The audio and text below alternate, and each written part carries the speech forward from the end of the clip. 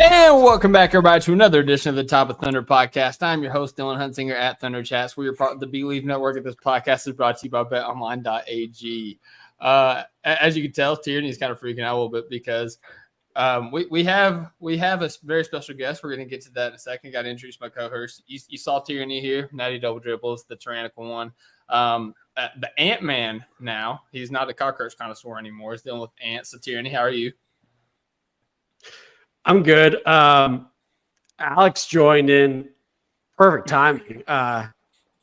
It's what I do, baby. It's what I do. We're trying to go live and clutch, man.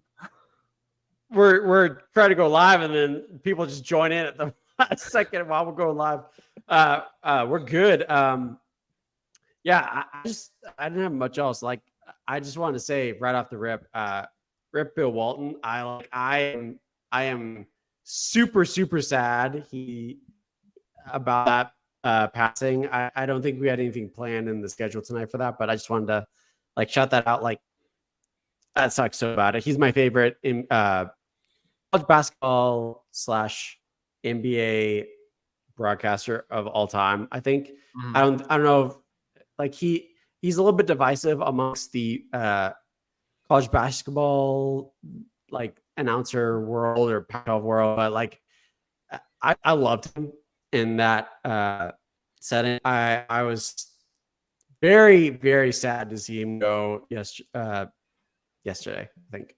Yeah. And I was I don't know. I just wanted to throw that out for my little preview for tonight. But rest in peace, Bill Walton. We love you. Right. We hope you're doing good. We hope you're eating a candle out of a cupcake, as you often do, and just shout out Bill Walton. But yeah, I'm happy to be here, and I'm happy to be with our surprise co-host and our special guest. Yeah, absolutely. Way to bury the lead. R.I.P. Bill Walton once again, but also joining us, like I said, the nick of time, the man, the myth, the legend, coming to us from his place of employment, Alex Roy. What up, Alex? What up, man? What up? Hey, I want to echo the sentiments of Matty Double Dribbles, just by saying, throw it down, big man. Throw it down. Very nice. I like it. And all right, yeah, without further ado, we are continuing our draft coverage. We had Tyler Rucker on our last podcast on Friday. Talked 2.5 hours, just draft coverage. It was awesome. We had to split up the co-host to make it fair for everybody. So without further ado, joining us today is a man hailing from the state of Minnesota. He is now a former writer of Canis Hoopus, but he is a founding member of the No Ceilings Collective. If Rucker's the conductor of chaos, then this guy's the engineer. He's a Trey Man truther, Usman Jang apologist, and a justly jovial about Jay McDaniels. He is one half of the No Ceilings flagship podcast. He had to split up the Tylers to make it fair on the other draft guys. As I just said, I repeated myself. He's super clutch, just like Nasreeb was tonight. Joining us today for his glorious return to the podcast, Tyler Metcalf.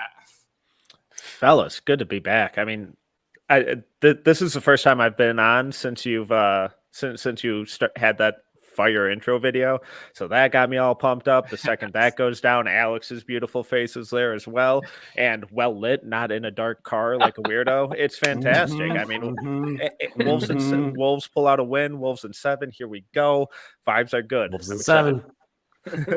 It's awesome. I'm pretty sure the last time you were on our podcast was when you guys beat us in the play-in. And you were about to play the Nuggets in the playoffs, and you were saying Wolves in 7 then as well. So I'm glad you're consistent. Well, glad to have you back. What could go wrong? Yeah. Well, I mean, we did the same thing with Rucker in the last podcast. A little bit of pandering session for you here. How you feel about your Wolves' chances? I know you say Wolves in 7, but we was kind of talking before pod, like, now you get to go home to Minnesota, try to force a game 6. Like, how you feel about your chances realistically? I mean, realistically, not great.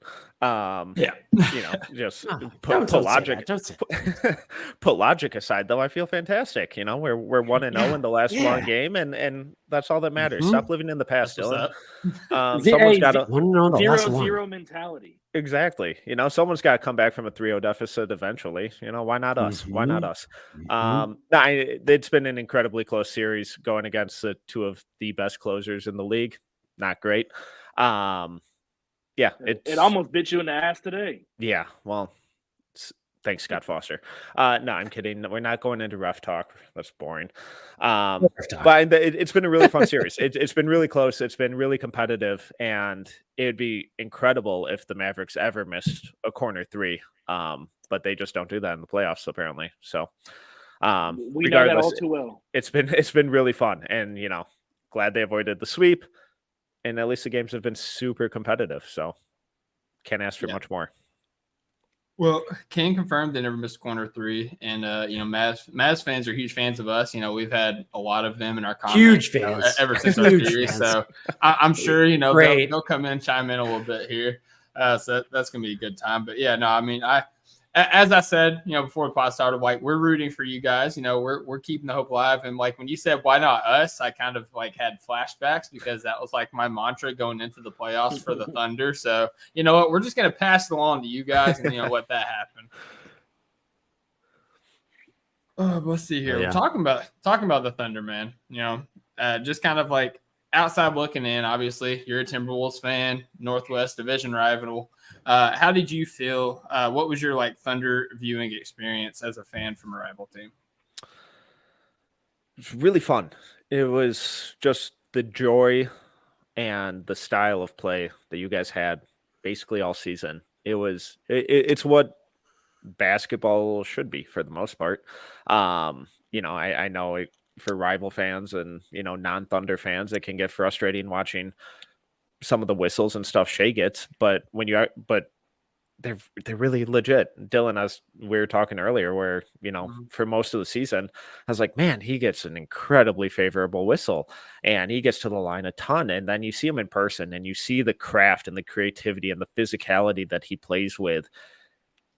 It's not foul merchant stuff. It's not foul baiting. It's legitimate scoring craft and shot creation. And then you pair that with the incredible rookie season of Chet Holmgren, who, midway through the season, I was talking to a Thunder scout. I was like, you guys seem to be defending basically the same as last year, but your defensive rating is like 2 or 3 or 4 points higher. And nothing really changed. Like, am I missing something schematically or any improvements? And he's like, there's some natural development with everyone. And, Shea really put in a lot of effort and, willingness to develop on that end. But really the only change is Chet Holmgren. Just the introduction of him made your defense that much better. And I think that was evident from start to finish with his rim protection. You guys were just a lot of fun, and it's a little scary going forward. And, I know it's never fun to lose in the playoffs, but I don't know how this season could be viewed as anything other than an overwhelming success. I like it. I love that perspective. Yeah, it's hard to look at it that way. When you feel like you go into the Mavs series and you feel like you have a really good chance, and every game really feels like you had a chance. Like at one point or another, like if they would just miss a couple more corner threes, like maybe you would have a chance. But like if you're looking at it, now we're like a couple weeks out. We were the youngest 1 seed in the history of the NBA.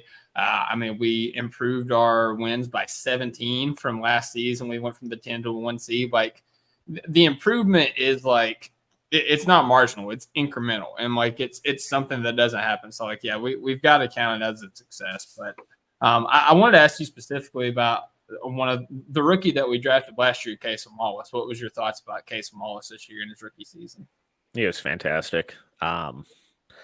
Just versatility and IQ are just off the charts with him. And if he needed to be a spot up corner shooter, that's what he did. If he needed to be the roll man, that's what he did. If he needed to be a menace as point of attack defender, that's what he did. If he had to play point guard, that's what he did. It's just the selflessness that just kind of permeates that entire roster, where it's, what does this team need right now? Cool, put me in, I'll go do it. And that's exactly what you want from a culture standpoint. And for a rookie to come in and make that impact this early and get that type of playoff minutes, it's just a real testament to him as a player, that entire team's kind of culture, and how much more room for growth there is with him. I think he surprised a lot of people with how well he shot in his lone year at Kentucky. And then I think this year he surprised a lot of people with how ready he was to play just a myriad of roles from top to bottom. It didn't matter how many minutes he was getting. He was going to go out there and do whatever he needed to do. And that just provides so much more roster flexibility and room for growth, because he's being put into different situations. He's experiencing a lot of different stuff from a lot of different angles on the floor. That's just going to really, really accelerate his long-term development. Yeah. I'm going to pivot hard because the chat is or someone in the chat has mentioned, as a Timberwolves fan, I want you to just comment. Cooper Adams has asked you to comment on Kyle Anderson's minutes tonight because he is not a fan of them at all. Would you care to comment on those comments? I love these questions after a win. Yeah, we just got to throw him out there. I thought Kyle Anderson was phenomenal tonight. I think he's been really good in this entire series. Just gonna pull up the box score here. I mean, a plus minus of 0, but Naz Reid was minus 10. Perfectly neutral. Naz Reid. But I mean, I thought Kyle played some really strong defensive minutes on Luka. He's Luka Doncic. You're never going to fully stop him. He's going to do what he wants. But Kyle's physical. He's big. He's strong. He can make life really difficult for him. He had some really smart fouls to kind of kill transition. He had that awesome kind of cross screen on Kyrie Irving that set up that cat corner 3. I thought he played really well. I think the Denver matchup was a nightmare for him. He was unplayable in that, basically, and I think this is one of his better matchups, and I've thought he's played pretty well. Perfect. Dylan, he has passed the test of can he zigzag back and forth to very different mindsets, so we can continue. Back to Jason Wallace. Well, actually, I want to transition to another young player that I know Metcalf was very high on. He kind of put me onto him in the draft cycle about his defense specifically. But I want to ask you about the G League's Finals MVP, Usman Jang. Metcalf. Oh, how do you feel about his development and his trajectory so far? Be careful. No, I think it's encouraging, and I know a lot of fans always want guys to play right away, but he needs minutes to develop, and the best way to develop and improve is to play, and that's what he's being allowed to do in the G League. If he was with the team fully, he wouldn't be getting that opportunity because he's just not he wouldn't be providing the impact the guys on the roster already are. Like when you look at the Thunder's top 8, who would he be getting minutes over? And I don't think there's anyone there. So to have him with the team full time is just wasting everybody's time. But by putting him with the G League and letting him play, letting him do a bunch of creative stuff and kind of experiment and figure out who he really is as a player, it's going to really pay dividends. So, coming out of that draft, I thought he was going to be a multi-year project, and it's looking that way, but the steps he continues to make are exactly what you want to see from that type of player. For year 3, Usman Jang to be considered a success, what do you think? How do you see that playing out if it's a successful third year? A realistic, successful third year. Yeah, and if just be with the team full time and actually get minutes. Can he get 15-ish minutes off the bench every night and be a contributor? Obviously not averaging 15 to 20 points because that's really hard to do, but can you play solid defense? Can you make the right read? Can you make that extra pass like everyone else on the team tends to do, and really start to ingratiate yourself within the rotation and make yourself unbenchable, essentially, where it's we have to find more Usman Jang minutes. What would you guys consider a successful season for him next year? What you said, like him not waffling back and forth between the NBA and the G League, him having not substantial role, but a consistent role off the bench. Maybe like those Aaron Wiggins type roles where you see him play 15 to 20 minutes for, good portion of the season, but possibly, have some DMPs early in the season. But yeah, that's what I would see as a successful Usman Jang season.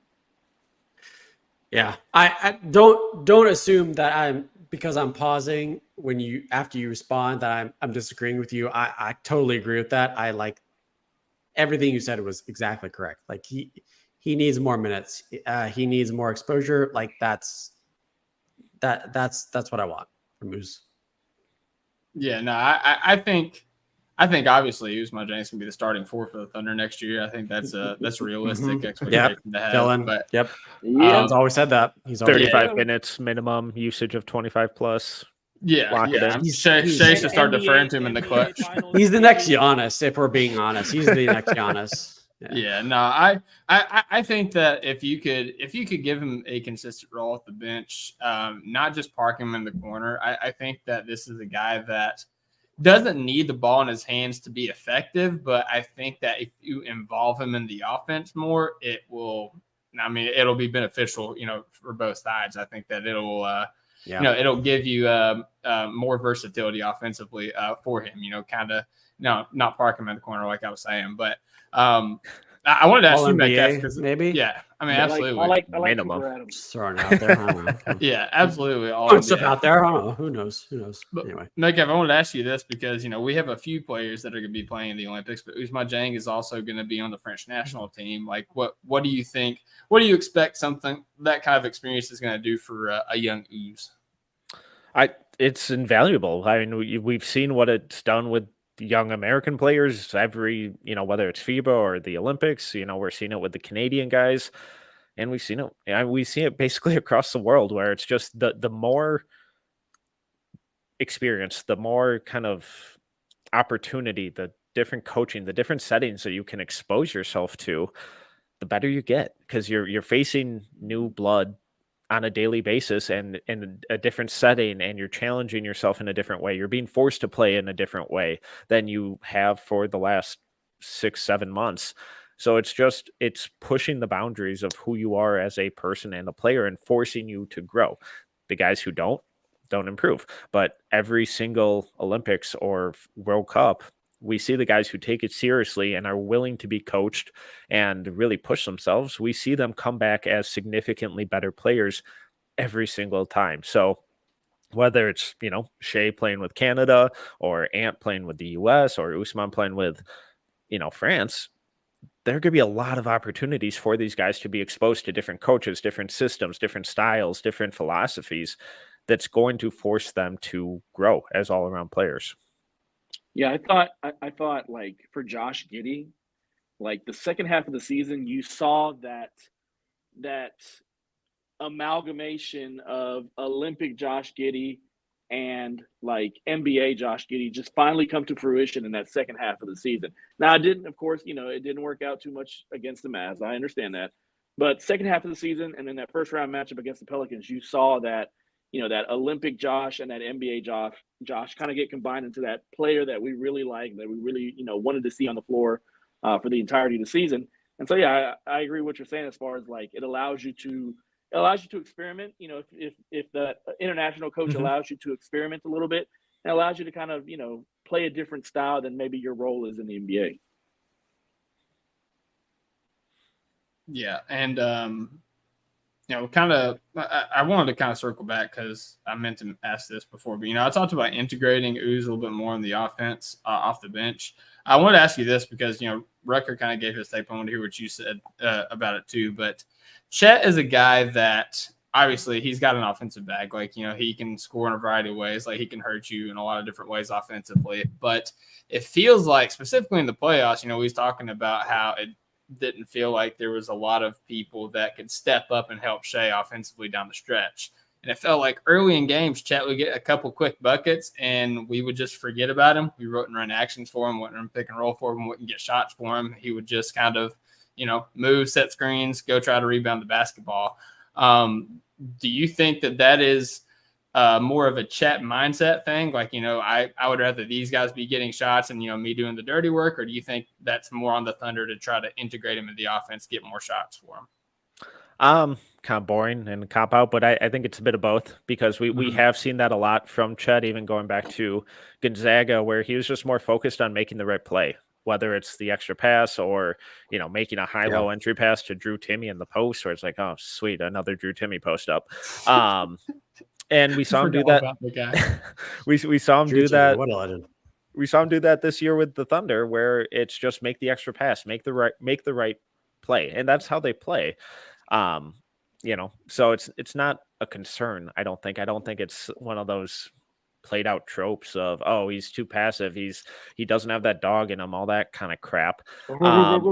But also they need to do better about getting him more looks because he is that kind of versatile of a scorer, and it's kind of just a symptom of it being a guard/wing dominant league. And sorry to circle back to the Timberwolves yet again, but we saw that a lot this year with Ant and Cat, where it's just kind of easier to forget about those guys sometimes because if they're spreading the floor, their handle isn't quite as tight. They're not as strong to initiate post-ups or finish through contact consistently. They're not traditional rim runners, so you don't have, throwing lobs to them isn't super comfortable.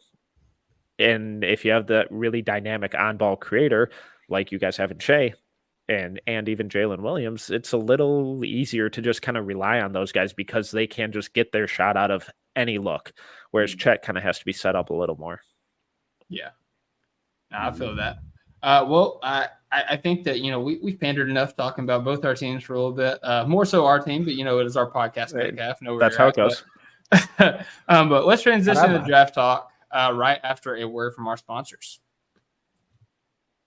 And we are back. We have Tyler Metcalf here from No Ceilings to talk NBA draft. Metcalf, this is a question I'm going to ask all of our guests that we have on here because it's kind of the ongoing statement whenever you're talking about this draft. Tyler Metcalf, is the 2024 draft a bad draft? Ooh, I mean, if you define a good draft as having a franchise-altering player at the top, then yes, it's a bad draft. If you define a bad draft as completely devoid of talent, then no, this is not a bad draft. That there are always good players to be found. You just have to do your job and find them. So someone's going to look really smart after this draft. It may not be 5 teams who are having their futures changed, but there are going to be a lot of good players from this draft who have really long and successful NBA careers. There probably isn't going to be an MVP, but there are still going to be good players. So you're saying that this is a bad draft for Atlanta and for Washington and Correct. It's a bad draft for the teams at the top. And that's why we keep hearing all these rumors about every single team trying to shop their pick. And it's like, okay, well, yeah, if you're all shopping it, then no one's probably no one's gonna buy it unless you're selling it for pennies on the dollar. And it's just one of those drafts, honestly, where it's like whoever goes 1, I'm not going to be surprised. Whether it's Sarr, Castle, Shea, Klingan, Shepard, even Topic. There are 6 different names where it'd be like, oh, okay, cool. And when you look at different boards, there are about a dozen different names where as long as you can kind of make a coherent argument, I can get it. I can at least see where you're coming from. So that's what makes this draft really fun. And if you're at the top and there's so much uncertainty, just take a swing. Take that big swing on who you think has that highest upside. It might not turn out, but what if it does? Yeah, I want to ask, as a talent evaluator, has this draft, obviously it's more of a challenge, but has this made you grow as a talent evaluator, do you feel like? I'd like to think so. If anything, it may not be one of those things until a couple of years from now when we start seeing how these guys start kind of turning out and we see who they are as players, and can kind of learn from what I'm sure will be many misses. But it has kind of really challenged me and made me think of what to value in this draft and what is important. And does a guy who I think have a lower ceiling but can play a little more right away, how do I value that against some of these guys who I think are going to be 3+ year projects? And it's all kind of a balancing act, and it's really kind of tricky in this draft where there isn't that franchise guy like a Cade, Luka, Vic, etc. Mm-hmm. Chet, Paulo. Yeah. Yes. Yeah. There's a person in our chat, Ark Anthony, asking about Presti. I'm going to pivot that question. This is obviously a draft that favors the good GMs like Presti and Brad Stevens and whatnot. Who besides those top GMs do you think is going to potentially flourish in a draft like this? Ooh. I'll just say besides Presti and Brad Stevens. I'd probably say like Danny Ainge. With Utah, they're sitting at 10. That's a really interesting spot for them to, they have 1 billion picks. If their guy starts falling to like 5 or 6, do they jump up a little bit and they take that swing? We've seen him do that a lot in the past. It's never 100% hit rate, but he has a pretty good track record. Miami, they always just kind of seem to find guys who can play. Mm-hmm. And at 15, there are probably going to be a lot of those, especially if teams start taking big swings ahead of them. And, maybe guys like Tristan Da Silva or Devin Carter, start to fall a little bit. And then you kind of get a guy who, is going to be just a solid player at minimum. And then you put them in their system. That's when they flourish. Looking even lower, I mean, New York has done an awesome job in the draft recently. Minnesota and Denver too. Yeah. So I think there's value to be had late. And if you're patient and just kind of get your guy and don't overthink too much of it, I think there are going to be a handful of GMs that come out looking really, really impressive a couple years from now. Let me ask you this. So impressive GMs, let me pivot to the other side of this. What do you make of, the rumors of Bronny and Phoenix at 22? Okay. So first of all, where is Bronny on your board? He's not in my top. I think we knew that. Yeah.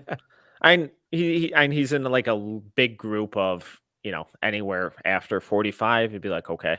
I do think long-term he's an NBA player. Eventually, just not right now. I don't think he's ready.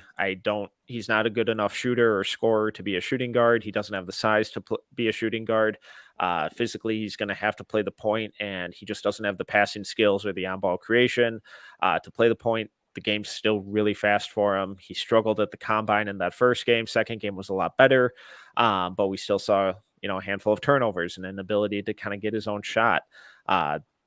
Shooting off the catch isn't consistent enough. The defense isn't consistent enough. They're really high-level upsides with all of it, but it's just not there yet, and that's fine. I just think he should go back to school for another year. He's not going to. He's staying in the draft. They're refusing to sign a two-way.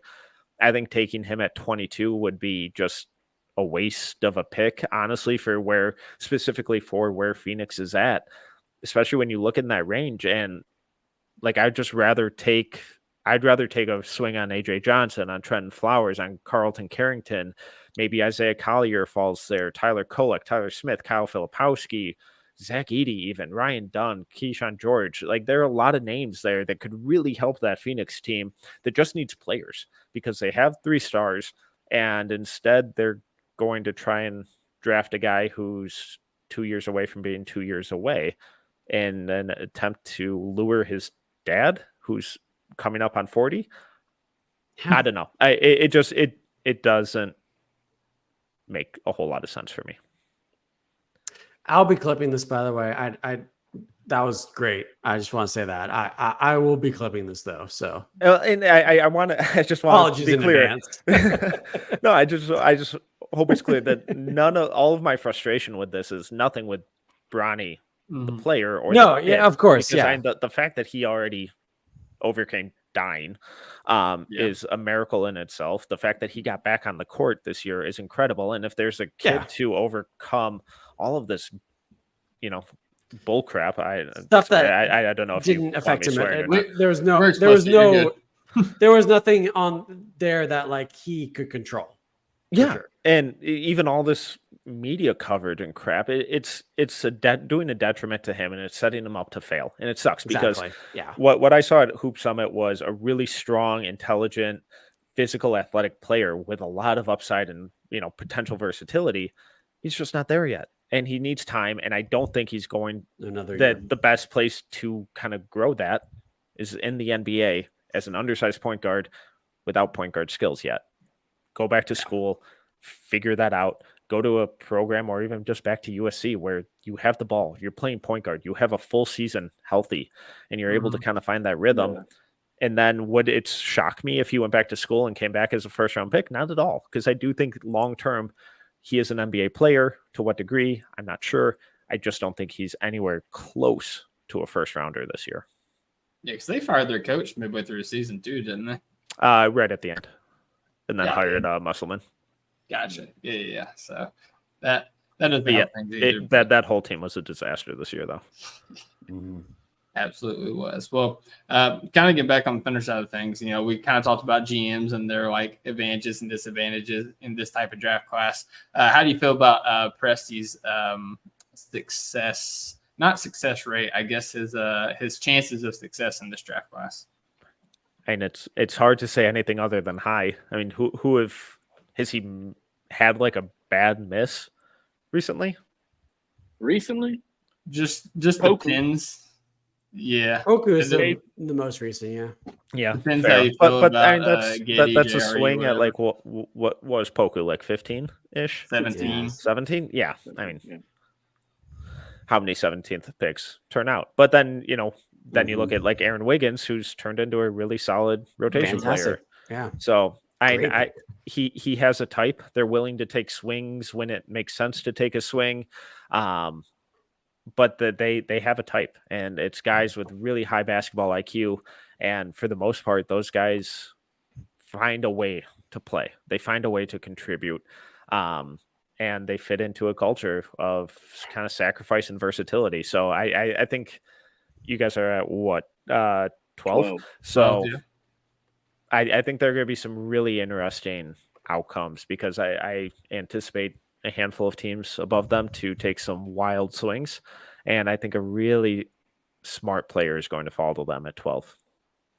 Yeah, so that kind of brings me to my next question, because obviously there's a lot of uncertainty around this draft class. You kind of touched on this, and I just kind of want to like reiterate it to make it its own statement. But it feels like, when there's no consensus on this draft class, it feels like there's going to be somebody that Presti may have pretty high up on his board that is going to make his way down there. So like, in the past, if like Presti's the guy that's just go get your guy, like Casey Wallace last year. He wanted Casey Wallace, he went and got Casey Wallace. It feels like this year he doesn't have to do that because they might just fall right into his lap. Yeah.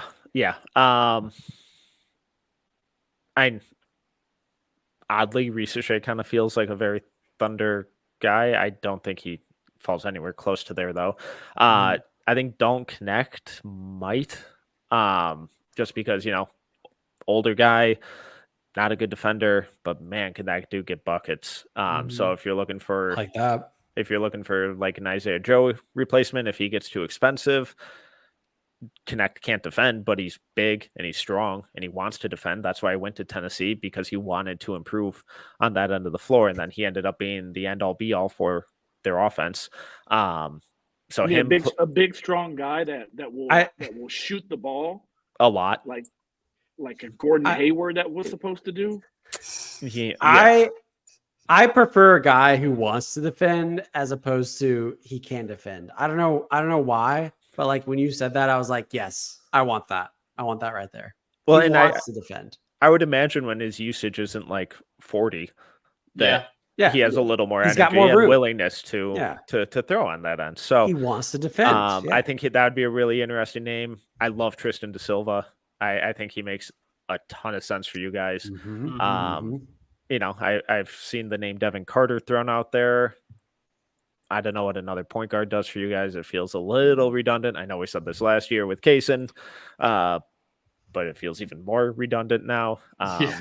But Never know. if Connect or Da Silva fell there, those would be two of the guys where it's like it just feels like they're going to outperform their draft stock just because of how good they kind of already are. Their room for growth is obviously lesser given that they're older, but I just think they're really good players. Okay. Kind of before we get ahead, like, talking about pick 12 and our options there, do this every year. I want to ask you what your lottery looked like right now. What's your top 14 on your board?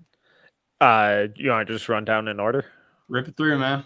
All right, starting at the top at 1, Stephen Castle, Alex Sarr, Zachary Risachet, Donovan Clingan, Reed Shepard, Nikola Topic, Dalton Connect, Jared McCain, Cody Williams, Rob Dillingham, Tristan Da Silva, Devin Carter, Jacoby Walter, Ron Holland. Okay. Rob Dillingham, you got him low. You're not messing with Rob with the shifts. I like Rob on offense. Yeah. Tell me how he's not going to get abused on defense every single possession. I can't. That's just. I'd like if he ends up landing in San Antonio, if I did like a post-draft board, he would probably end up higher just because having Vic back there, it's going to be a little easier to hide the defensive inability. But he's small and he can't defend. It's concerning. Yeah, no, I feel that. I just had to ask, just there's a bunch of not discrepancies, but differences in everybody's board. So like Rucker had Risachet at like 7. I was like, he's a guy I've seen projected 2 and 1. I got to ask you about that. So, Dillingham's a guy that I've seen everybody top 5. You have him like what, 9-ish? 10, yeah. 10th. Okay, yeah. So I was close. So yeah, I'm just curious about that. But kind of get back to the Thunder and 12. You talked about some guys that could fall to us. If just like perfect world, like, maybe stay away from like the top, like from your top 3 in your board. I'll say top 4. So, you exclude Clingan as well. Perfect world on the Thunder. Who do you think is the perfect ad for, what you've seen from us in the postseason, what we're missing, what you think we need to take us to that next step? Oh boy. So I honestly, I know I already talked about him, but I think Connect and Da Silva would be the 2 guys to do that the quickest. Yeah. If you're thinking long term, you said no top 4, so that excludes Castle, Sarr, Risachet, Clingan. I do love the fit of Clingan there, not as a 5 with Chet, but as a 5. Thank you. Backing up Chet. Chet's a center. I feel like I've been saying this for years on here with you guys. It's a conversation that people just want to keep trying to bring up every year. It's so annoying. And there would be some fun, times where you could play them together, but not. You get it. Long term, I think Cody Williams is a really interesting kind of long term option. Not just saying that because of Jalen, but kind of similar route as Usman, where it's going to take a while. He is incredibly skinny, but I just like a lot. I think of what he does. He has a really high basketball IQ. He's really smart. Some of the passes that he makes, especially in transition, it's like, holy crap, how did you not only see that, but then deliver that perfect pass, threading it over the top of like 4 defenders to his teammate perfectly in stride. Defense was a bit inconsistent, but I liked most of it. I thought the way that it trended and some of the tendencies were really encouraging. The shot is really going to be the big question. It's going to be how strong can he get and how quickly can he add that muscle, and is the shot real or not? The percentage was really good this year. The volume was incredibly low. So it's like small sample size, not really trusting it, but it looked good in what he showed. So when you take all that, pair it with a handful of injuries, just a brutal year that clearly affected him. I still really like him long term. I don't think he's contributing anytime soon, but long term, I think he has a ton of potential to be a really dynamic wing.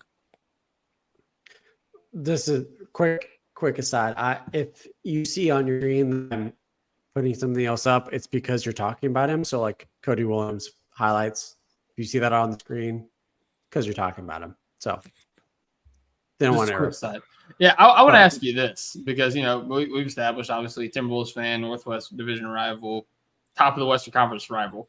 I want to ask you this: if you're picking between Colorado guys and Tristan DeSilva and Cody Williams, adding to the Thunder, what makes you more fearful of the Thunder? It could be short term, long term, just in a vacuum. Which one makes you more fearful of the Thunder? Probably DeSilva because I'm more confident in who he will be.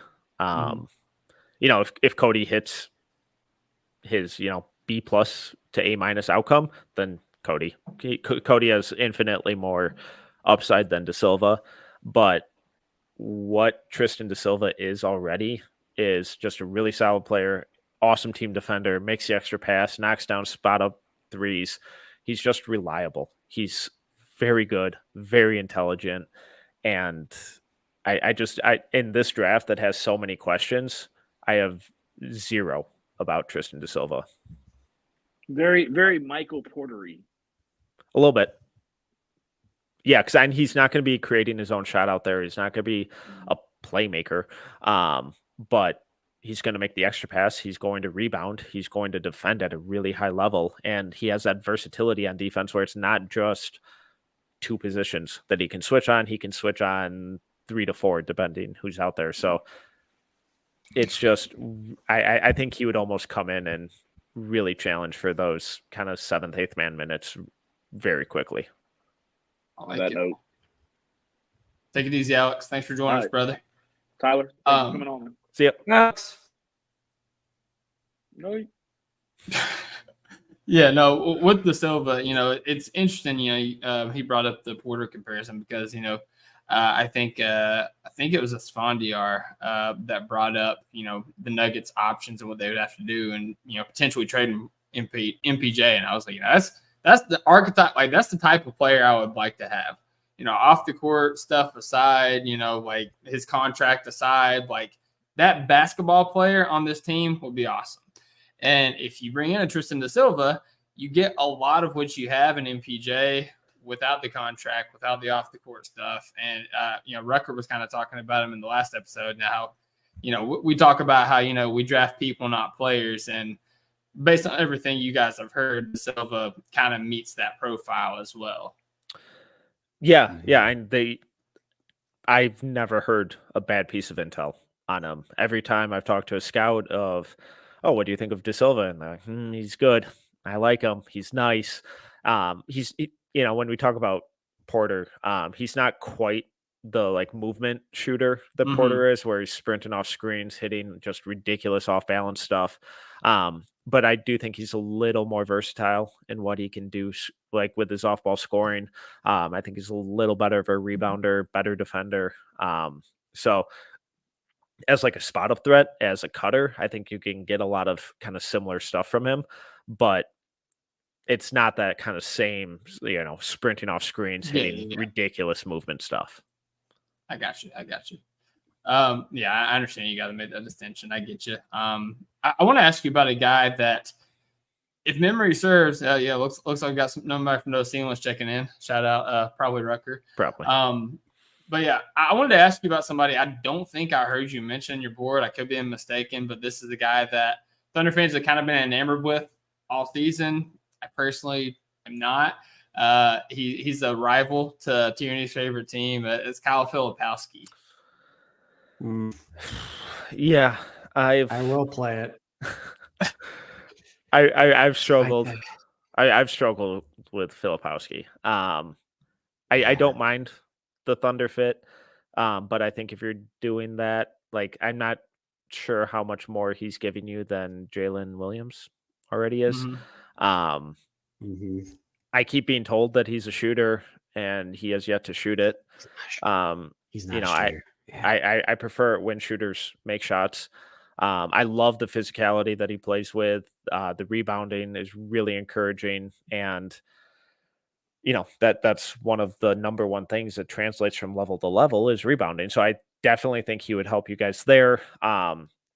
The defense, I think, is fine. It's nothing to get excited about. I know DJ Burns cooked them every time they played, but he's really never going to be guarding straight up post ups outside of 2 to 3 specific matchups. So I think he definitely moved a little better in space. I love the passing, very good passer. I just don't know how he scores. There are a lot of people I trust who are confident that he'll shoot it, but I have yet to see him shoot it consistently in any setting. And then all of his kind of post scoring stuff is him just kind of throwing his body into defenders, and there's not really any shot creation stuff consistently with him. So maybe in a lesser role where you kind of really dumb down his usage and make it simplified for him and put him in a more simplified role, sort of how Lively experienced with Dallas this year, not at the same rim runner, but just lower that usage and the kind of complexity of it. Maybe we see that scoring efficiency really spike, but he's someone that I've gone all over the place with right now and have like in the mid to late first round. Gotcha.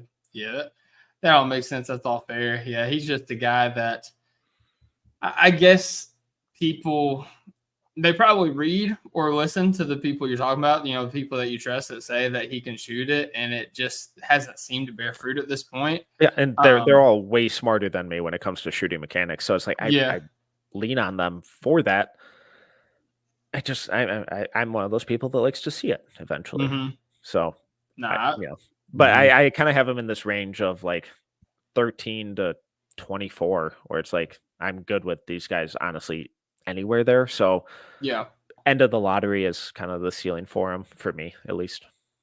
I got you. Yeah, that all makes sense. I was going to ask about. Oh yeah. There was another big guy that's been thrown around for the Thunder. I don't think he's in the lottery. I hope he's not around the lottery range. But talking about physicality, RK Anthony asked about quelling the Zach Edey clamor amongst Thunder fans. Oh boy. How do you feel about Zach Edey on the Thunder, Metcalf? Oh boy. I don't love it, but he could do worse. He moves so much better than people want to give him credit for. Like, I know he's big, I know he's lumbering, but he's always on balance. He's moved the way that his footwork has grown over the last couple of years has been astounding. Are probably the best screen setter. I know once you get to the screen setting talk, that's the really sexy part of the evaluation. Of course, yeah. But just when you kind of think of how he would free stuff up for Shea, yes, that'd be fun. Rebounding machine, just every single metric that you look at with him, it's been absurd for multiple years. So I'm really confident that he's going to be a solid backup center at least. I'm just like, at what point in the draft do I really want to take that? When you think about value stuff. So I know some people have him around 10. That's way too rich for me. I've seen people have him like mid-second round. That's way too low for me. So, I have him at like 25 right now. I think he's going to be solid. I just don't know what his kind of long-term impact is outside of 20-ish minutes a game, especially when teams just try and run him off the floor. And to his credit, his conditioning is fantastic. He played a ton of minutes at Purdue and he never fouled. So it's all encouraging stuff. I'm just not entirely confident in the severity that it'll translate to the NBA. Yeah. No, I mean, that all makes sense. I think what you're saying as like him being a backup big, that's kind of like, that's absolutely where I would want him if we got him.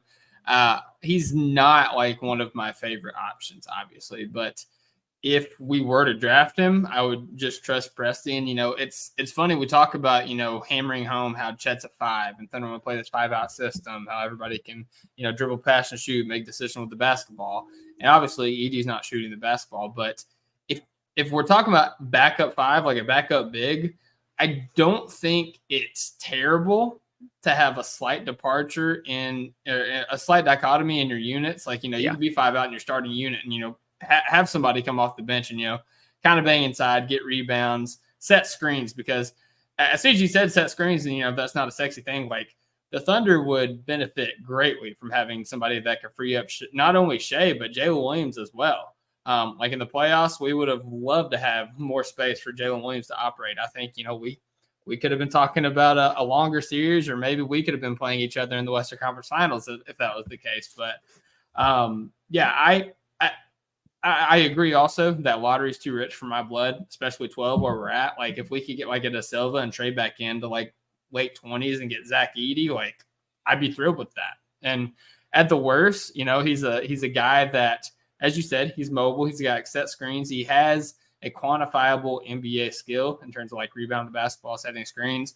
And, at the best, he's a guy that can, come in and make an impact as a backup big, but also could be a really good practice player for Chet Holmgren, a guy that can, help him kind of adjust more physicality, like, because you're not going to have anybody that's going to be more physical than friggin' giant Zach Edey. And, you talk about production, like, it's hard to argue with the numbers that Zach Edey put up in college. I know that, there's really good college players and there's really good NBA players. And I'm not saying he's going to put up like, 20 and 15 like he did in college in the NBA, but there is some skill there, is I guess what I'm trying to get at.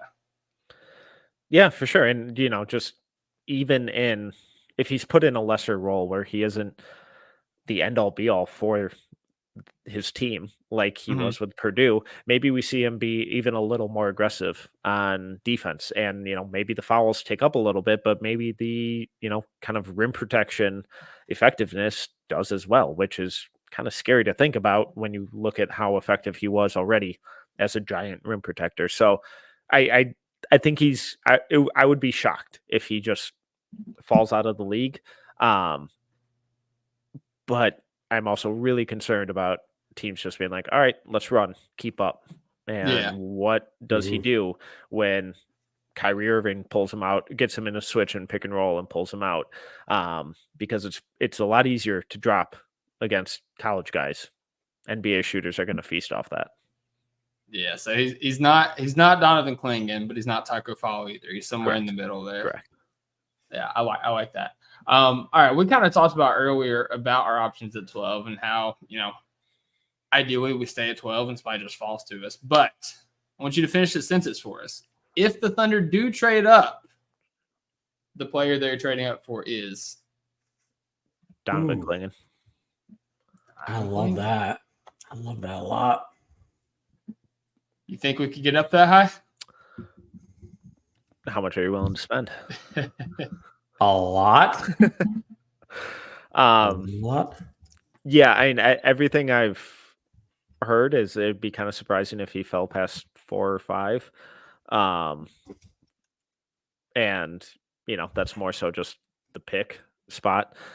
Man, he's good. He's really, really, really good. And a lot of people think he's going to shoot it, not to, Chet levels or, Cat levels, but like Jonas Valanciunas levels, where he's taken a couple a game and shooting 35% on 2 to 3 attempts a game. That's enough. That's enough to open stuff up. That's enough to make him a bit of a threat out of the pick and pop. That's enough to kind of pull his defender just an extra step out of the paint and free up cutting lanes for guys. He's an incredible passer. He didn't get to show it a ton at UConn, but there's some really, really high level passing stuff to his game, both from the post and top of the key. So that combined with the defensive kind of dominance that he showed while at UConn and the post finishing, super low maintenance on offense, awesome rebounder. It's just, is he healthy? Is the foot going to check out? And it sucks to come down to medical red flags, but if he's clean, I would be sprinting to the podium to take him in the top 4. Yeah. I mean, he was phenomenal, man. Like he absolutely fit the bill as one of the best college players this year. And much different player than Zach Edey. Obviously, I think he's more dynamic as a defender. Obviously, his rim running would be phenomenal with this Thunder team.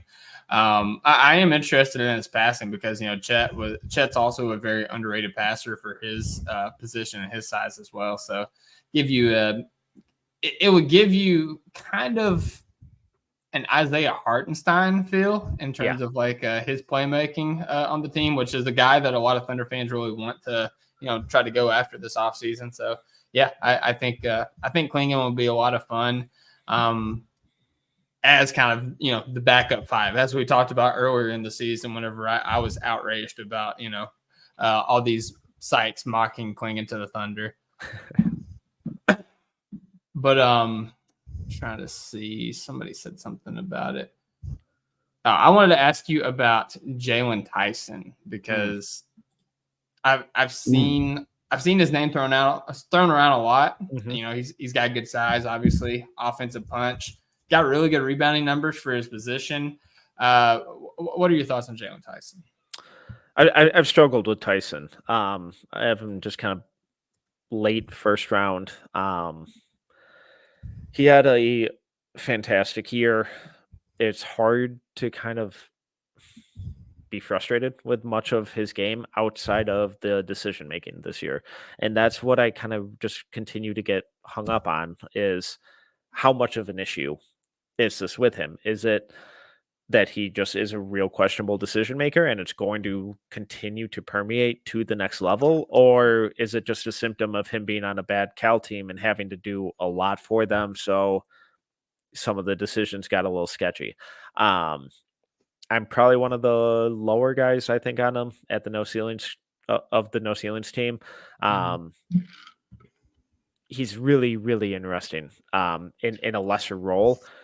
Can that playmaking, like we just saw on that lob, can the shot making just kind of take a step up in efficiency and effectiveness where he isn't asked to be doing everything? And that's probably the hope, especially if you're taking him mid to early first round, because he had a fantastic year. It's been a kind of an interesting journey with him from bouncing around programs, but he turned into the guy at California and put up really impressive numbers this year.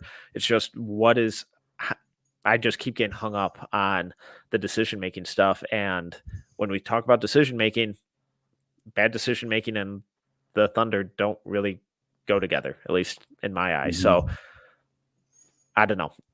He's been one of the tougher evals for me.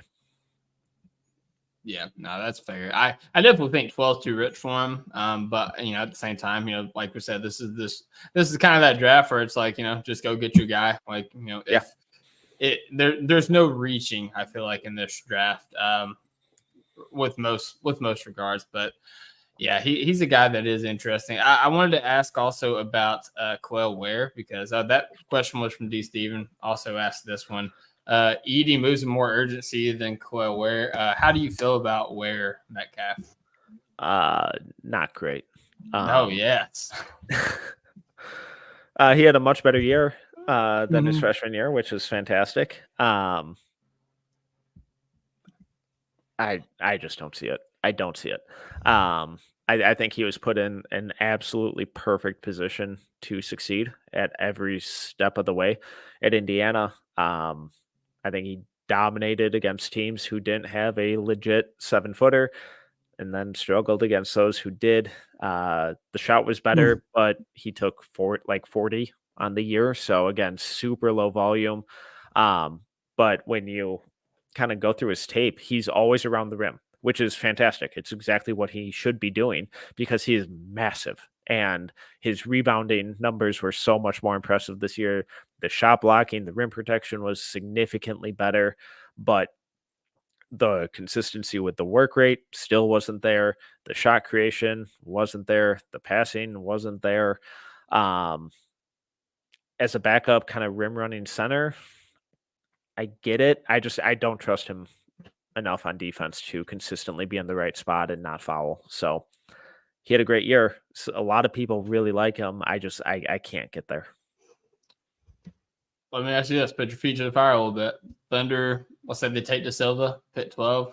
You get another pick late first. Who would you rather them take? Quell Ware, Zach Edey? I'd go Edey. Oh, no hesitation. I like it. It's interesting. That's interesting. easy for some. That's interesting. That's interesting. I don't know. I don't have enough expertise to agree or disagree, but I think it's interesting. I mean, it's definitely interesting. Let's see here. T asks what Towers' feelings are about Jonathan Magbo. Didn't he come back? Didn't he come back to college? No, he's staying in the draft. Oh, he's staying? Okay, cool. Yeah. He rocked. Okay. He's so much fun. Yeah. I don't know what he is in the NBA, but I know he's fun. So, and he's not big enough to play center, but he's really athletic, and he's not a good enough shooter to play on the perimeter. He grew up a point guard and then was one of these guys with the late growth spurts where they shoot up 7 inches after high school or something. Almost a little similar to Jalen Williams, just different style of player, but super skilled with the ball, really intelligent passer, really athletic, some really fun defensive stuff. And the fact that he's staying in probably suggests that he has, I'm not going to go as far to say a promise, but maybe something top 45-ish, where he'll get a legit shot or some sort of contract locked up. So I think he's really fun. With the Thunder, my only concern is he can't really shoot. Mm-hmm.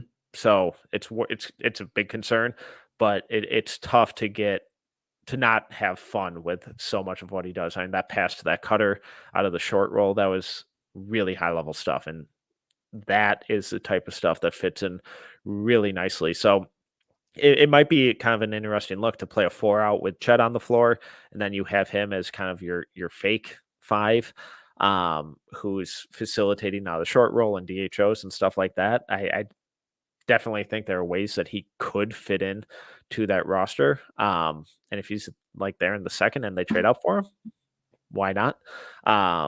But yeah, he's very fun. Yeah, and you mentioned him kind of creating out of a short roll. There was one game where I think Shea and Jalen Williams, and if I'm not mistaken, Giddey was also out, and we kind of ran our offense through big Jalen Williams, Jay Will, as an offensive hub, just running DHOs and making decisions out of the short roll. Obviously, not to that level for Magbo, but is that a skill set that you think he could have? Yeah, definitely. He's a legit passer. His assist rate this year was 24.3, which is really high for anyone, let alone a 6'9" center. So you can always go with strength of schedule and competition, but whatever, you're playing who's out there, and they did place a handful of good teams, including Gonzaga and St. Mary's. And he still put up awesome numbers. The rebounding's off the charts. He's going to be undersized, so they'll obviously come down somewhat. But rebounding translates. It's a mentality thing. It's a physicality thing. It's an instincts thing, and that stuff translates. So he'd help their rebounding, the passing, the facilitation. It's all very real. Okay, I like it. We've kind of touched on a few names here, but if the Thunder were to trade back or to trade also into late first round, who are some late first round targets you would like for them? What would you like from them in terms of player type, skills, specific role? I guess that depends on what you get at 12. I just like Houston De Silva as the de facto guy that we get at 12, because I feel like he's a great pick for the Thunder in general. Obviously, he fits a lot of needs, but so say you get that 3-4 tweener guy or whatever at pick 12, and you want to trade back in because you like somebody and wait first.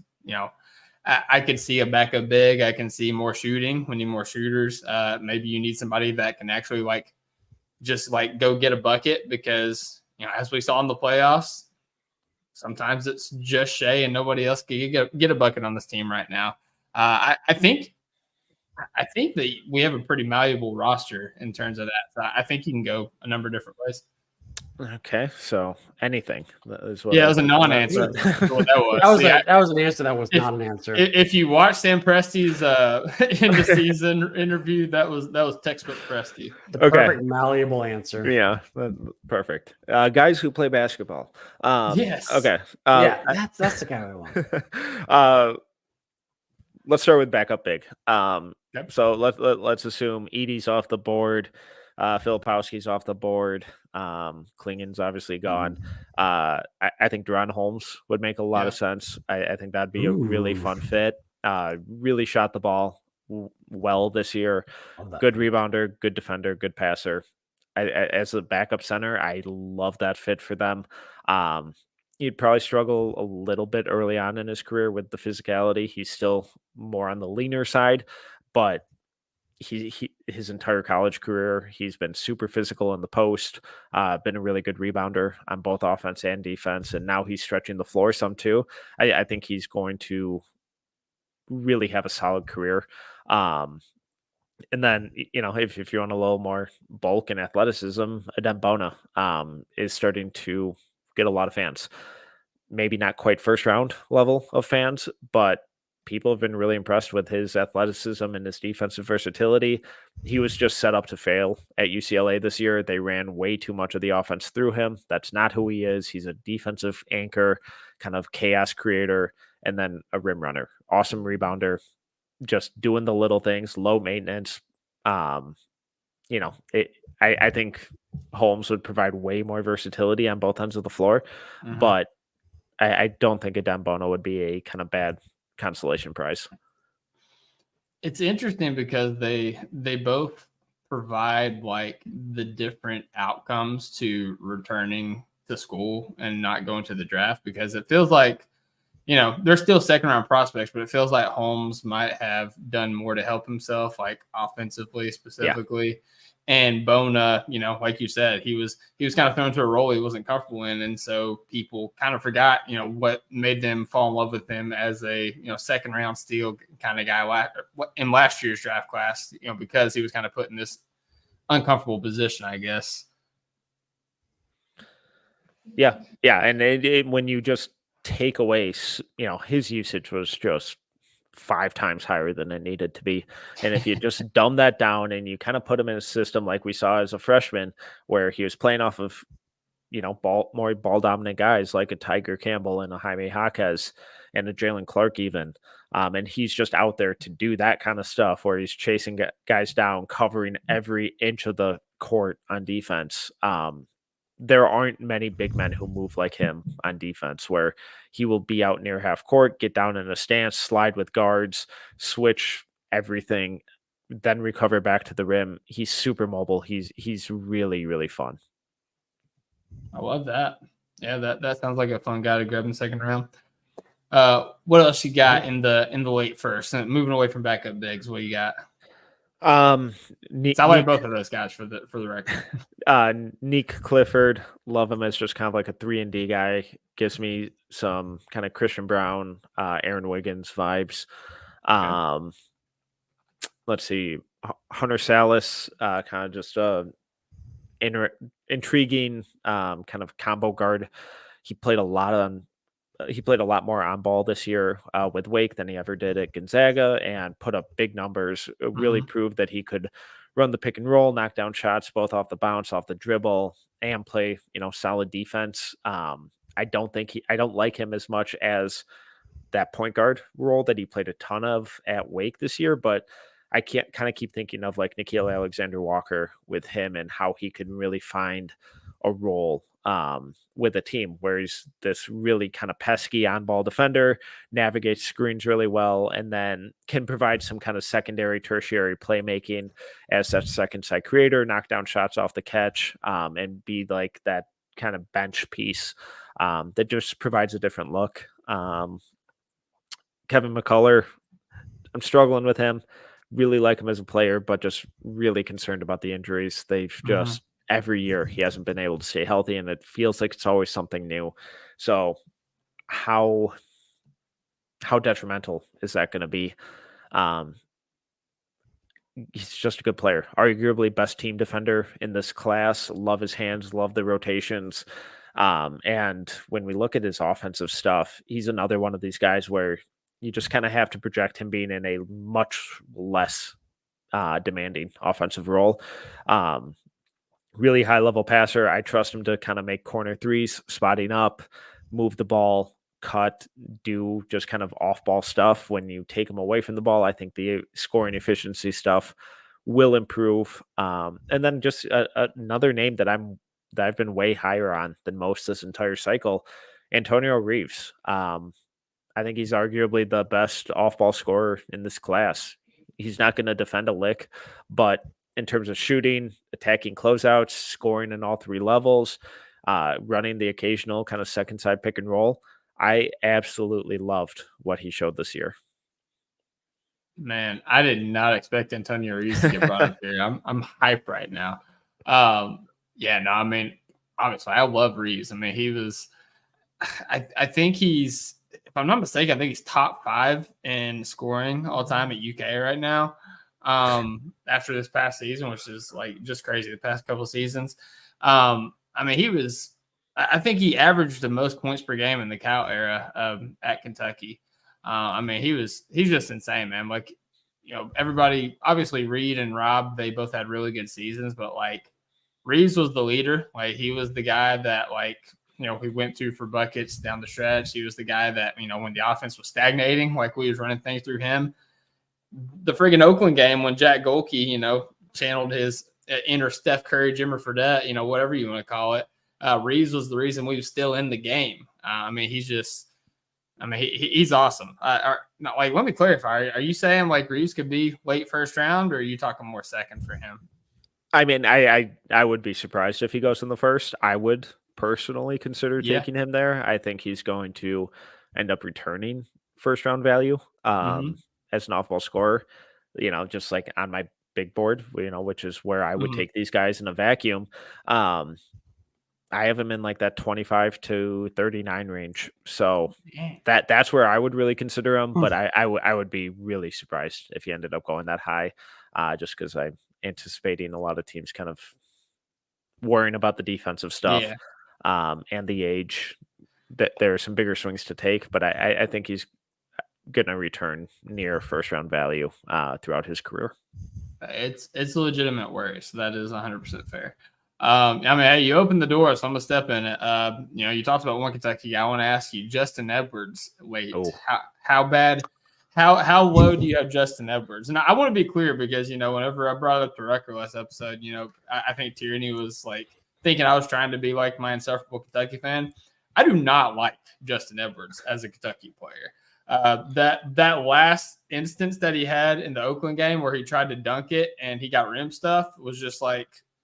That's the Justin Edwards experience right there. So now that I've said that, go ahead, Metcalf. Yeah, it kind of felt like he missed a lot of dunks this year. Yes. And not back rim misses, like where he would try and go up and get stuffed by the front of the rim. Oh my God. I mean, I guess he only missed 5, but I must have somehow seen all 5 of them.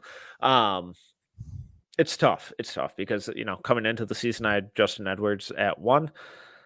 Some of the stretch flashes that he showed late in the season were fantastic. He started looking like the guy that was considered a top 5 guy coming into the year. Man, he was just so passive and non-existent for the bulk of the season where you would just forget he was out there. I thought a lot of the kind of rebounding and team defense stuff was still mostly good for the bulk of the season. He was just non-existent on offense, and through is like the first 2/3 of the season, if his numbers maintained, he would have been like the first freshman, one and done freshman ever to be drafted in the first round with those numbers. So it was tough. And thankfully, he was able to build up that 3-point percentage. I just don't know how real it is, and I don't know what I'm going to get from him. So mid-second round, he's there, you know, arguably even early second round. I would, you know, depending on how the board falls, obviously, I'd be willing to take a swing on him, but I would have very little confidence in what I'm getting out of him. Yeah, to be fair, like I'm not trying to absolutely dump on the player. I think he had a great combine. I thought he, helped himself in the combine. Before the tournament, before the SEC tournament, like you were talking about the second half of the year, like that, like 8 to 10 game stretch was like phenomenal. Like we kind of had to adjust, like, and I'm saying we, like, as Kentucky fans, we kind of had to adjust our expectations for what we thought Justin Edwards was going to be going into the season, and him being a 3 and like just a super 3-and-D guy, like he thrived. Mm-hmm. It was, as soon as you asked him to do a little bit more than that, it felt like he crumbled under the pressure. So I think that and obviously, like, that's the role that, especially now, like, if you're drafting I almost say Chris Livingston, kind of the same situation. If you're drafting Justin Edwards and, in the second round, that's probably the role that you have him in. So I think that it could work. But man, some of those lows are very, very low and very loud. Yeah, and I just always left wanting more, and there were 2 games that he gave it, but I just kind of wanted him to return. I doubt he does, but yeah. I don't know. However his career kind of goes, I'm not sure anything would surprise me, because I buy the shot long term. I buy the team defense stuff long term.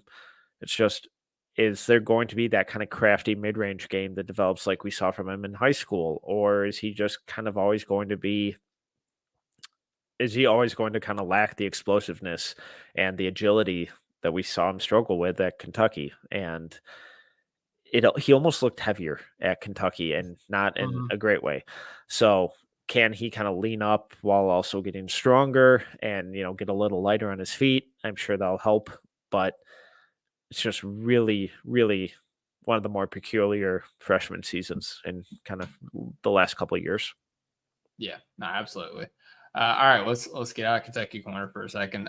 Just back to the draft. Just one more question before I ask you, your predictions, and then we get into superlatives at the end. So last question, kind of second round prospects. We've had, I think we had one name thrown around here. Hunter Darling wanted to know, he asked a couple of times, how do you feel about AJ Mitchell out of Santa Barbara? AJ Mitchell. He had a fantastic combine. One of the biggest winners from those scrimmages. And one of those guys who just continued to prove that, hey, when you play, you can really help yourself. His defense was so good, and his playmaking and decision-making in those games was fantastic. A lot of the shot creation and scoring stuff that he showed throughout the season was some of the most fun stuff from any of the guard prospects, where he's just really strong, gets to his spots consistently. It's just, is he going to shoot it from outside? Where, he's a really good scorer, but a lot of that scoring kind of happens around the free throw line and in, and I'm not sure I trust the outside shot. He doesn't have to be Steph Curry, but if he can get to 35, 36% as an outside shooter and just kind of be a threat, that opens up so much more of that physicality and the playmaking that we saw from him all year. But I'm skeptical on if he gets there. Gotcha. That all makes sense. Yeah, I've definitely heard the name, but I haven't put the play styles together, I guess, in my head. Just we'll come with 2 more second round prospects that you have that you think might fit for the Thunder. For the Thunder, I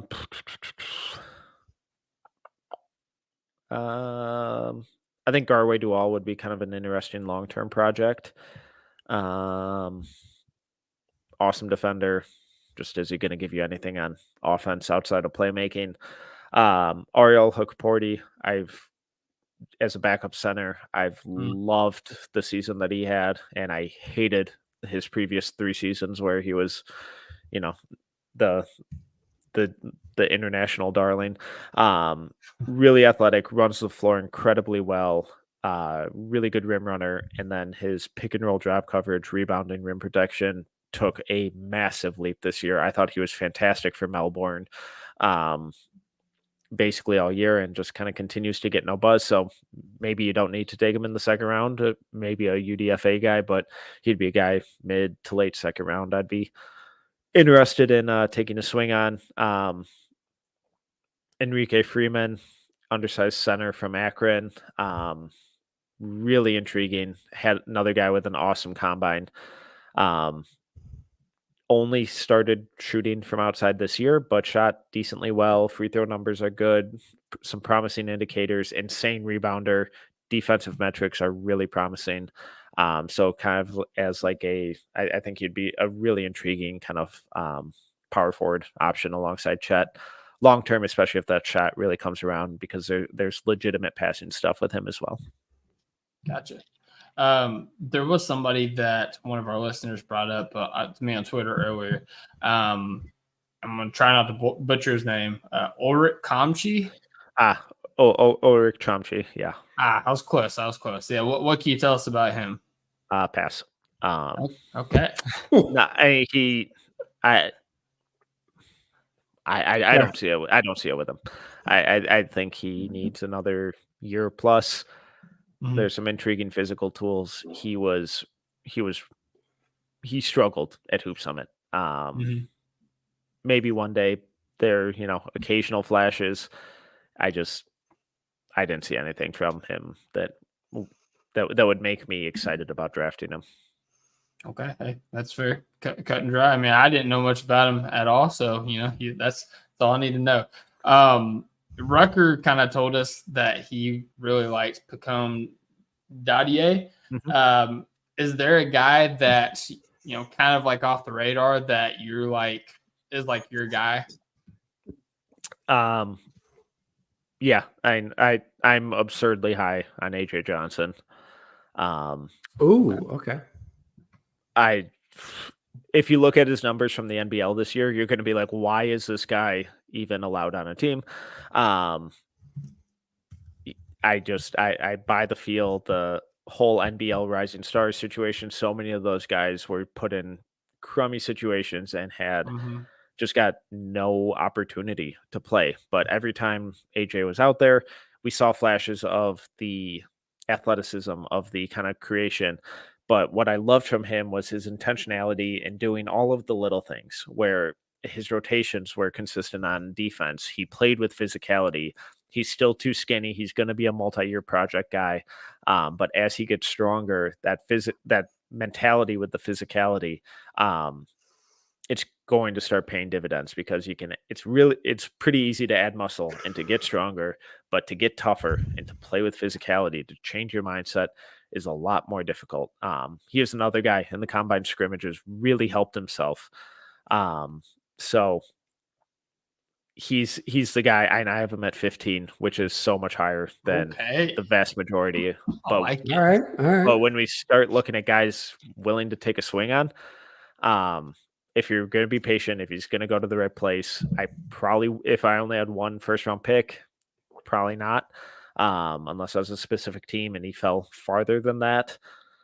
But if he's like your second first round pick, I think he's one of the more kind of exciting long-term projects. And then, him and Trent Flowers, I would put in that group as well. Okay. I like it. Yeah, that's what I love about you guys at No Ceilings. Like, you guys don't care about other people's draft boards. Like, if you like a guy, you're gonna like a guy. Like, I remember you said you had Trey Mann, like, what, 8th on your draft board? Like 5. Yeah, like you had Trey Mann high. Albert had Jet Howard really high last year. Like, I like that you just like stake your claim and you're like, draft boards be danged. Like, this is my guy. This is where I have it, and you're right a lot of the time. So I like it, man. I like it. Well, don't get me wrong. I am wrong plenty as well. But listen, you didn't have to say that. No, I have no problem being wrong, especially when guys are way better than I anticipated. I love it when guys prove me wrong and they're outperform what I thought they would be. That's how you learn and get better. But what's the point of just copying everyone else's board? Exactly. I promise I'm not putting AJ that high just to be different. I love that. I think he's going to be good. And if he's not, then, I have him ranked 15 in what everyone considers a bad draft. So why not take a swing at that point? Absolutely. I'm with it. I love it. All right, man. Let's just say the Thunder acquire another pick in the first round. Your ideal draft scenario, the 2 picks for the Thunder. Who you got? So we're thinking like 12 and 20-ish. Yeah. Yeah, Cool. something around there. All right. I'm gonna be boring and say Tristan Da Silva at 12. I like it. I love that. I love that a lot. And screw it. Let's go Deron Holmes at 20. Okay. Oh, I'd be thrilled with we're that getting draft. big. We're getting big up in here, dude. Would you, if you guys had 2, would you prefer like one kind of guy a little more ready to play and then like one long-term home run swing? Or would you just want guys who are good, who are ready to play? I probably want guys that are good and ready to play. You have enough projects? Yeah. You know, Ooze can, he can hang out in the hyperbolic time chamber like Dragon Ball Z. We need guys that can play now. Fair. Kind of how I feel about it. But all right. And then the question here before we get into superlatives, what is your bold prediction for the Thunder's draft? Oh boy. Bold. They trade back. Oh, is that bold? That's bold. Yeah, pretty bold. that's fine. Trade back Like, for us. who? I'll put your feet to the fire. Trade back for who? Oh, So let's say they trade back out of the top 20. Okay. And then pick up. throw a name out there. Oh God. Just throw it out there. Just throw it out there. Deron Holmes. Why not? Screw All it. right, there you go. There you go. It's boring. All right, I just all keep right, coming all up with the same names. Hey, it's fine. I like it. I mean, I like Deron Holmes. Deron Holmes was a guy a lot of Thunder fans wanted last year, so I don't think anybody's gonna be mad about that. So, all right, we are going to get into our superlatives, rapid fire style, because we've kept Metcalf longer than expected. Not Rutgers time, but it's getting up there. So still long. yeah. So we'll get Cut to it that short. right after a word from our sponsors. We have 2 sponsors. Oh my god! All right, Buddy, we're gonna have like 4 ads on this. What are you talking about? Jesus We're getting Christ! that All ad right. money. All right, boy. All right. Things are All going right. well. Yeah. And we are back after a word from our sponsors. We got Tyler Metcalf here of No Ceilings talking NBA draft. We've covered every angle for the Thunder, what they can possibly do in this draft. Now we're going to talk about superlatives. This is a question we'll be asking all of our draft guests, and we'll compile them and award them at the end of the draft cycle. So, Metcalf, we have Rutgers picks on here. I want to hear what yours are. First, we got best athlete in the draft. Ooh, Ryan Dunn. That is exactly what Rutgers says. I like it. This is gonna be really frustrating if You're gonna have the exact same picks. oh, it's gonna drive me insane too. Best shooter in the draft. I know who he said. I'm gonna say Antonio Reeves. That's assuming- exactly Okay. what he said. That's exactly no what he no said. chance he said that. I'm just kidding. He said Connect, I'm assuming. He said Shepard. Ooh. I would say Connect, Shepard, McCain are probably the other 3 names up there. Okay, I'm with it. Best passer in the draft. Topich. Yep, that's what he got. Yep. All right. All right. Guys are basically the same at this point. I mean, they podcast together. They're the Tylers for a reason. I know. Keep going. Best finisher in the draft. Ooh. Like outside of Clingan and Edie who just dunk everything. Yeah. I'm thinking non-big finisher. Like craft, creativity, all that kind of stuff. I'm gonna go Jared McCain. Okay. All right. Deepest bag in the draft. Oh boy. Deepest bag. Rob Dillingham. Yeah. Robbie.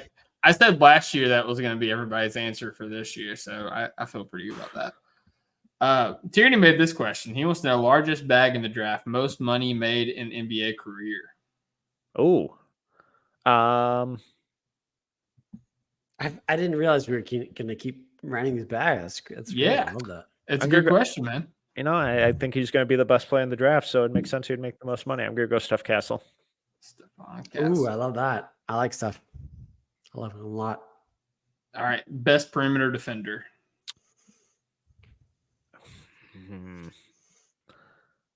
This is really close between 3 guys: Ryan Dunn, Devin Carter, Steph Castle. I'm going to go Steph Castle. Ooh, I like that. Okay. Would it make you happy to know Rucker also went Steph Castle? No, it would not. Oh, you guys are basically the same. You guys are the same. God, he didn't go Oh, Ryan no. Dunn. What a fraud. Oh, God. no. What a bum. Oh, no. God. Best interior defender. Clingan. Alrighty. And highest IQ in the draft. Ooh. Oh boy, this is so He's going to pick the same. vague. I don't think he is. Sure. I think he's going to pick the same. I'm gonna go Castle. Same. Okay. Rucker went with Tower Collect.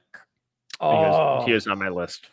Thank God. Oh, Dang it. I just wanted you guys to pick the exact same the whole time. I looked at Kolek and considered it. That dude knows how to play. But hey, we got 4 more chances here. Biggest dog in the draft. Oh, it was more. Okay. I'll go Kolek there. Okay. I like Kolek. Jamal Shed, very close second. I love Shed. I love Shed so much. That dude knows how to play too. If we're talking high basketball IQ, he's a baller. Mm-hmm. He's a baller. He was money on assist totals back in the tournament. That was great. Highest feel in the draft. Oh, how do you differentiate feel and IQ? That's a good question. That's what I said in the thing. I guess IQ is more processing. Feel is just it's more natural. Okay. If that makes sense. That could be another Sam Preston on. I like it though. Oh boy. Okay. So it's IQ, but not IQ. You know what I mean? I'll go Topic. All right. Okay. I won't tell you what Rucker said. Highest floor in the draft. It's like an FT test. Highest floor. I'll go Tristan Da Silva. Oh, okay. I like it. Highest ceiling in the draft. Steph Castle. Okay. Rucker actually has Steph Castle as highest floor. Whoa! You guys are basically the same. Wow. Interesting. All right. Now this is the one. This is the much anticipated segment, Metcalf. This is the start bench cut. Oh boy. Yeah. Gotta love it. On this. Always fun. All right, here we go. We kind of touched on this, but we're throwing another contender in this one. So we got Zach Edey, Kel'el Ware, and Yves Messi. Oh, I'll start Edey. I will bench Messi, and I will cut Ware. All right. They also asked in the chat, ironically, great timing. Thoughts on Yves Messi? Do you like him as a guy for the Thunder? I'm not sure for the Thunder, just because I'm not sure how quickly he'll be able to play. He grew on me a lot. I didn't think he was going to be a one and done guy after Hoop Summit, but the work rate throughout the year, the rebounding, specifically the offensive rebounding, was huge this year. Can't really shoot it, but we started seeing more slashing stuff, especially out of like DHO keepers, and some kind of really kind of intriguing driving stuff from him as the year went on. So if the defensive discipline continues to improve like it should, young player, still raw, kind of tame that down a little bit, and the ball skills with the slashing and the DHO versatility, the passing continues to improve. I think he's going to be a really solid player, but I think it's going to take a few years. Okay. I like it. Star bench cut, Dalton Connect, Tristan Da Silva, Zachary Risache. Oh, you. That's rude. That's rude. That's a great question, Dylan. This could be fucked up if I cut Tristan Da Silva after praising him. After you All picked that, him all first. that to the yeah. Mine, I gotta go in order of my rankings, I guess. Are we talking just for Thunder or It's just in a general? vacuum. Yeah. Okay. In a vacuum. All right, then I guess I gotta start Reese Shea, bench connect, Ah! cut Da Silva. No. What do you mean? This is a Thunder podcast. That's tough. Yeah, I mean, it makes sense. I mean, if you're looking, I I have those probably guys do at as well. 3, 7, and 11. So Yeah, I like it. I'm with it. All right, here we go. This is the. I'm gonna throw a curveball on this one actually. So I'm gonna say Cody Williams, Pacome Dadier, and AJ Johnson. oh. See, now I'm going to deviate from my rankings. Love inconsistency. I'm going to start AJ, bench Cody, and cut Pacome. Okay, not as high on Pacome as Rucker is. I'm intrigued, but I don't know what. I don't quite see the upside he does. So I got you. It's fair. I don't like that you included you excluded my very good start bench cut. He had Keyshawn George in there. I just wanted to swap out AJ Johnson because he liked AJ Johnson. No. That's not the one I'm talking about. I'm talking about the draft class. Okay, go ahead. 2000 draft class, 2013 draft class, 2015 draft class. Start bench cut.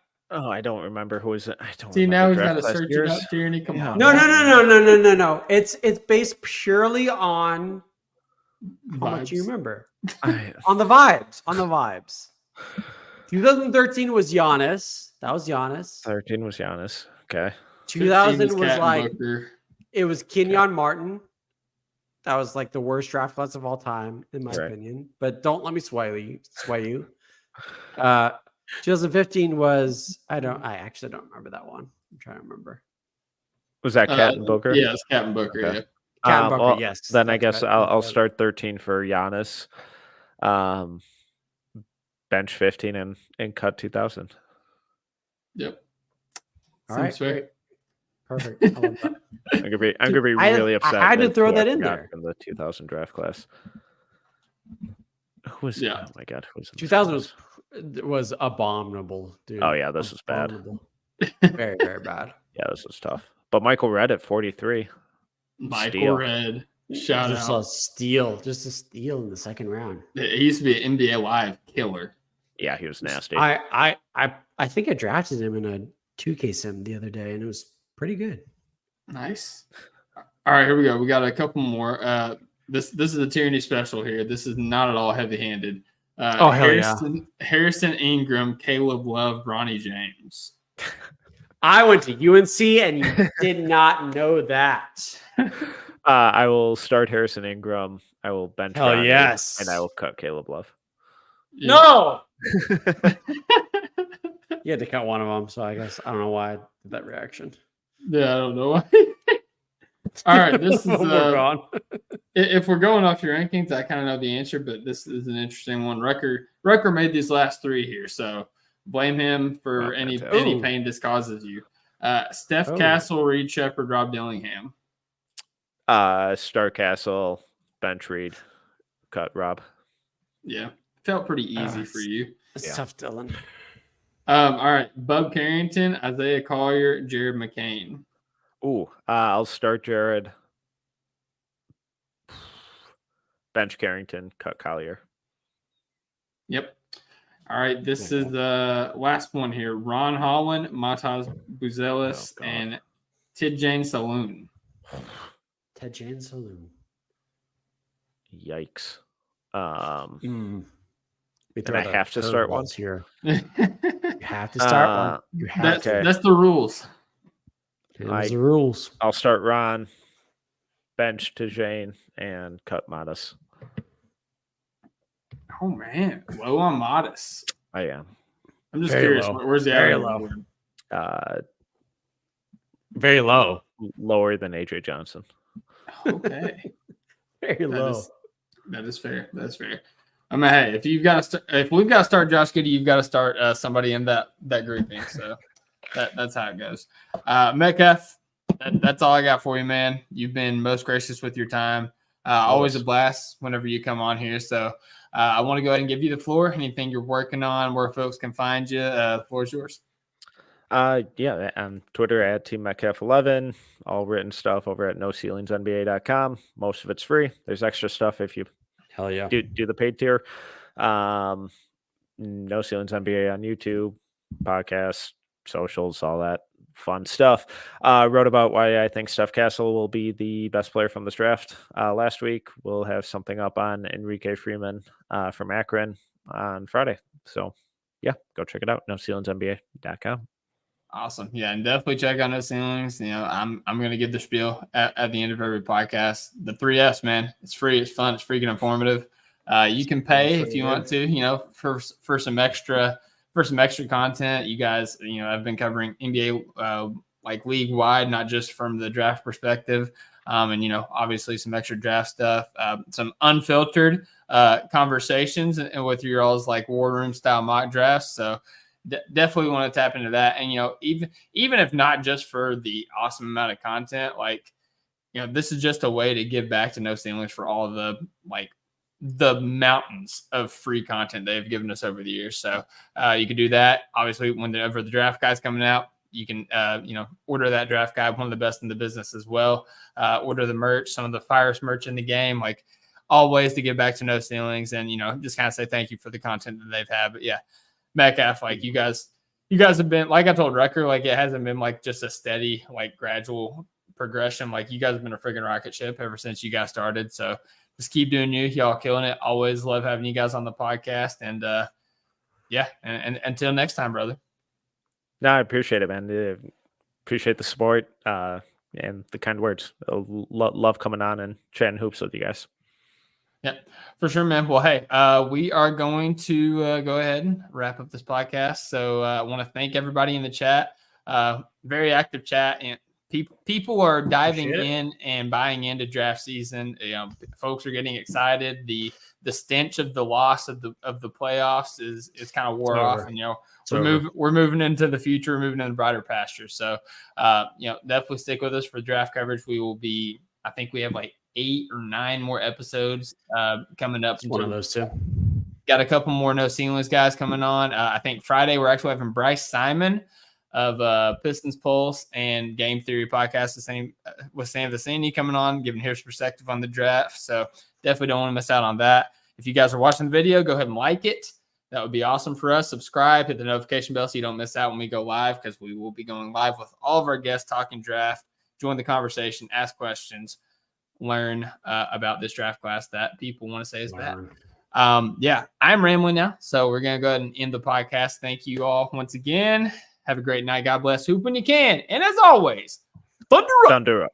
Thunder up. Wolves in 7.